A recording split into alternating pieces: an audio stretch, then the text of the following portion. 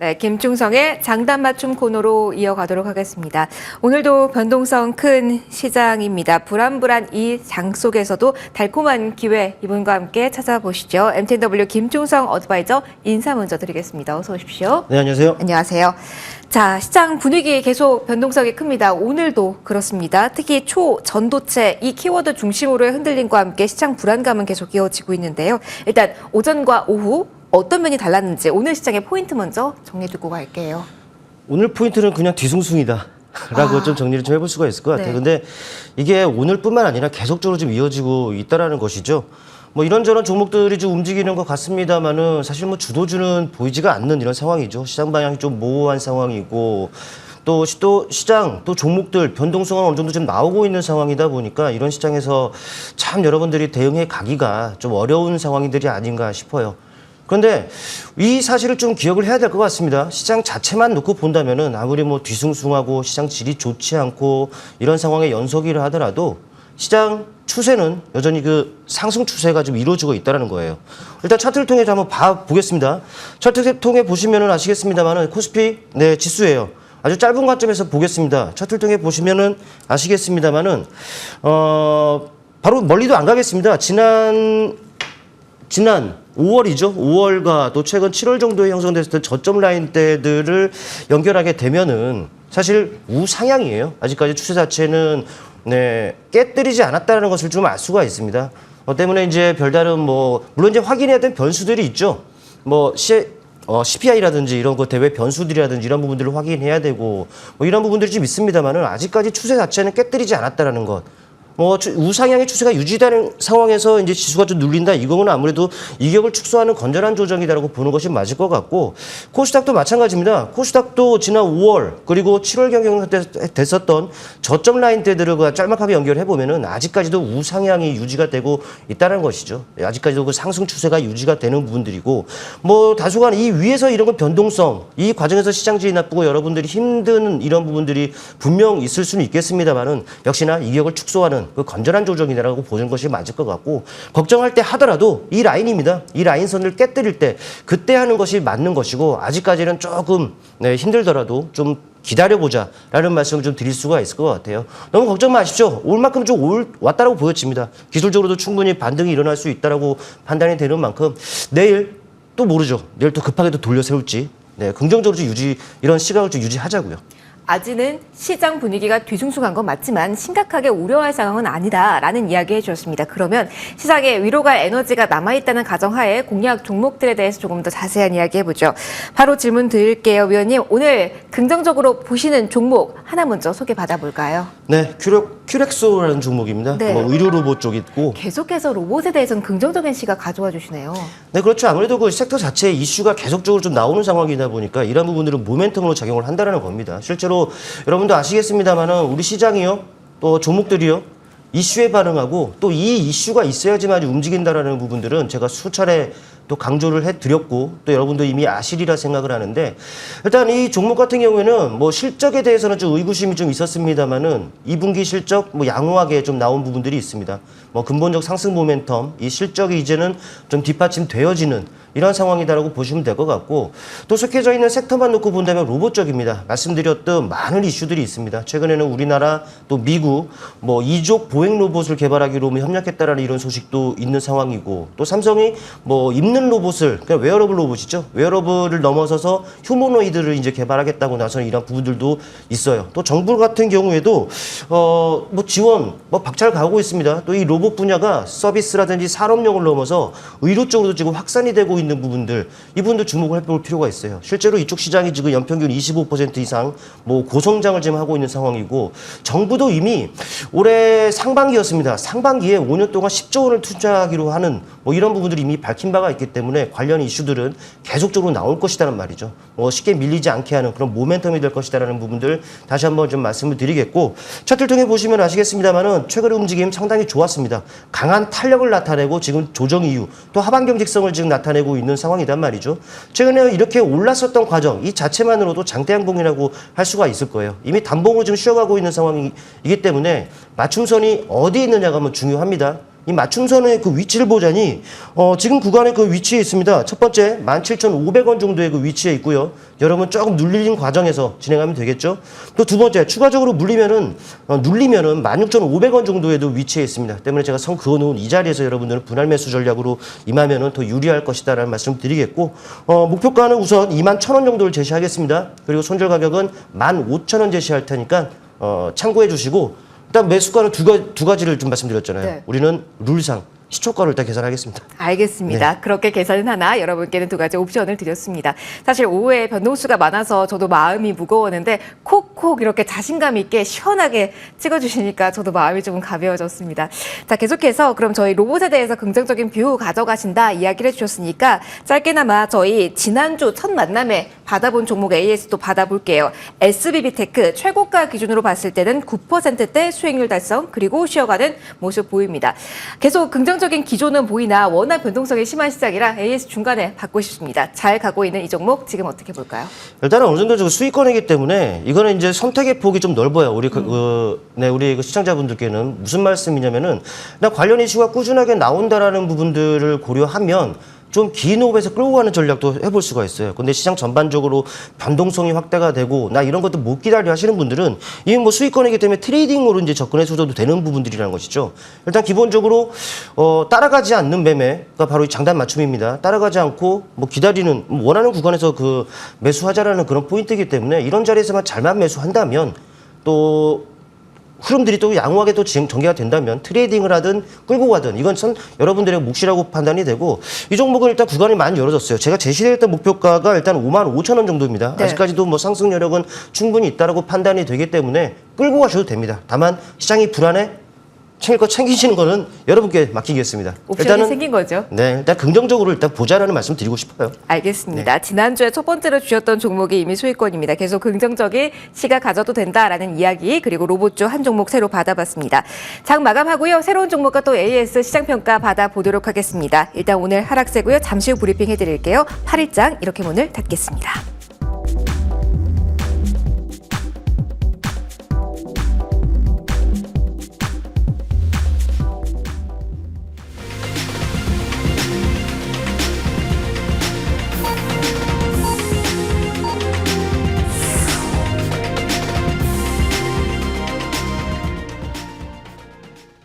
네, 8월 8일장에 이렇게 마무리가 됐습니다. 힘든 하루였습니다. 장 초반만 하더라도 이렇게 올려 세우나 반도체 강세 엿보이네 2차전지 잘 흘러가는구나 포스코 그룹 잘 가네 이 정도 시선 보셨을 텐데 오후 들어서 좀 변동성이 커졌습니다. 환율 움직임 오늘 주시하셨을 거고요. 외국인 쪽에서의 수급 변화도 나타났습니다. 일단은 양대 지수 모두 이번 주 내내 하락권에서의 흐름 보이고 있습니다. 한번 정리해 보도록 하죠. 일단 코스피 5거래 연속해서 마이너스권에서 마무리가 됐는데요. 2,574선까지 후퇴한 상황입니다. 코스닥 역시 계속해서 후퇴 기조 이어져 나가고 있는 상황입니다. 오늘 장중 고점보다는 저점에 가깝게 코스닥 마침표를 찍는 모습 확인이 되고 있고요. 오늘 종가 892선에 형성이 됐습니다. 코스닥 역시 3거래 연속해서 마이너스권에서 종가 형성하고 있는 모습 확인이 됩니다. 시장 안에서의 수급 먼저 확인해 보실까요? 외국인 기관 쪽에서 일단 오늘 매도로 마침표를 찍었습니다. 장 초반만 하더라도 기관 매수였습니다. 10시 구간부터 계속해서 매도로 돌려선 이후에 이렇게나 규모를 키운 모습입니다. 금융투자 중심으로의 매도 규모가 확대되는 장중 흐름이 나왔고요. 외국인 쪽에서 막판에 좀 줄이긴 했습니다만 그래도 매도 쪽으로 하루 잠시 매수 쪽으로 손을 기우나 싶었는데 오늘 다시 돌아선 모습 확인이 되고 있고요. 양측 모두 IT 업종에 대한 집중도 매도 집중도 상당히 높았습니다.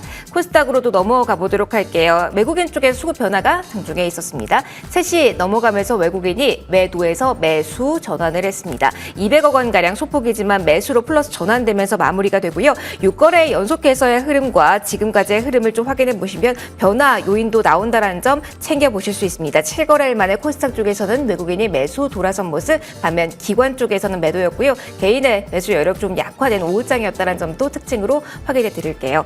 자, 그리고 수급과 더불어서 오늘은 특히 원달러 환율 눈여겨보셨을 겁니다. 장 중에는 중국의 부진한 수출 지표를 확인하면서 환율 움직였고요. 이에 따른 반응 보셨을 겁니다. 9원 넘게 오르면서 오늘 장중 고점에 가깝게 마무리가 됩니다. 1306원 선에서 스타트가 됐는데요. 1315원 선에서 마무리가 됩니다. 상단 어디까지 열어놔야 되나라는 이야기 상당히 많이 나오고 있고요. 미국의 물가 지표 앞두고 있는 상황이기 때문에 변동성 유의해야 된다라는 원달러 환율 관련해서 코멘트도 많이 나오고 있다는 점 참고해 보시면 좋겠습니다. 시장 전반적으로의 환율 흐름 그리고 외국인까지 확인시켜 드렸고요. 오늘 시총 상위주들 전반적으로 약한 모습이 확인됐다는 부분도 짧게만 보도록 할게요. 시총 상위주 가운데 눈에 띄는 종목만 살짝 언급해 드리고 넘어가도록 하겠습니다. 그나마 LG 에너지 솔루션이 개별적인 이슈 아는 자리에서 시총 상위주 가운데 상승폭을 끌어올리면서 마무리가 된 모습이 지금 체크가 되고 있습니다. 중국의 배터리 리사이클 합작법인 설립한다라는 이슈 가진 종목이었고요. 그 밖에 포스코 그룹주 강했는데 홀딩스가 그중 하나 올라와 있고요. 현대차 같은 경우는 오늘 그래도 빨간불로 올라선 모습 확인이 됩니다. 코스닥으로 바로 넘어가 보도록 할게요. 오늘 초전도체 관련주의 급등 그리고 오후증의 급락 이 과정 확인하셨을 겁니다. 이쪽으로의 자금이 빠져나가면서 어디로 갈까 그러면서 에코프로에 몰리나 이 점도 많이 보셨을 것 같은데요. 크게는 아니었습니다. 그래도 에코프로 빨간불로 돌아서면서 1% 이상의 오름세가 확인이 되는 모습까지 체크가 되고 있습니다. 자, 오늘 분주한 시장이었습니다. 이렇게 마무리가 됐다. 저는 그 사실만 전달을 해드렸고요. 해석이 가장 중요하겠죠. 위원님께 질문 드리겠습니다. 시장 이렇게 마무리가 됐습니다. 이렇게 마침표가 찍혔다면 내일 시작 포인트는 어디에 둬야 되는지 전략에 대한 고민 함께 해주세요. 일단 뭐 수급적인 부분들을 좀 볼 필요가 있겠는데 그래서 장중에 외국인과 기관, 뭐 메이저들이라고 불리는 이들 주체가 양시장에서 좀 쌍끌인 매도를 한 부분들이 있었어요. 네. 뭐 지금 보니까는 그래도 다행히 코스닥에서는 외국인이 순매수한 부분들이 좀 확인이 되는데, 근데 제가 보고자 하는 것은 외국인, 보다 민감하게 반응하는 그 옵션 쪽에서 이 외국인이 어떠한 구도를 좀 취해 놨느냐를 지금 보고 싶은데, 지금 보면은 뭐 콜옵션을 지금 매수하고요. 뭐 절대적 수치를 지나서 그냥 매수했느냐 안 했느냐 이 부분을 본다면 콜옵션을 매수하고 풋옵션을 매도했습니다.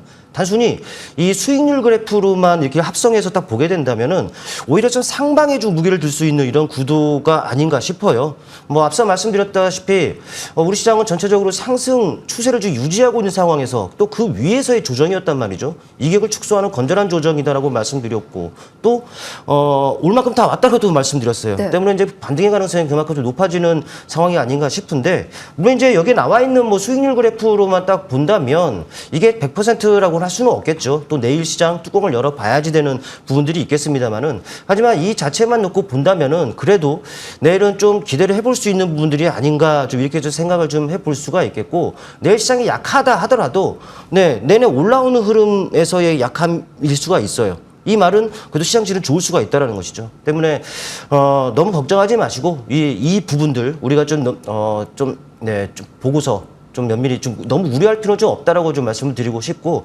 더불어 본다면은 여전히 우리 시장 저 이슈에 반응하고 이슈에 움직입니다. 역시나 여기에 좀 초점을 둘 필요가 있고, 이슈에 또 거기에서 좀 매매 팁을 얻어야 돼요. 다만 이슈가 나오면 종목이라든지 섹터가 오르는 거는 당연한 겁니다. 근데 오를 때 따라가기보다는 그러니까 소위 말해서 시끄러울 때 따라가기보다는 좀 조용할 때 이슈가 계속되고 있는 나오고 있는 이 섹터에서 좀 하방 경직성이 확보되고 좀 견조한 이런 섹터와 종목들을 선점하는 식으로 임해야지만이 나중을 위해서라도 좀 좋은 것이 아닌가라는 말씀 한번 드려보겠습니다. 그러면은 장단 맞춤의 키포인트가 필요한 시장일 것 같아요. 시장에 대해서 긍정적인 뷰를 가진다면, 그리고 뉴스의 반응도가 높다면 뉴스가 나오기 전에 기다리면서 여기에서 선점하는 전략이 항상 중요하다라고 몇 번이나 위원님 말씀해 주셨는데요. 그래서 하나 더 받아보도록 할게요.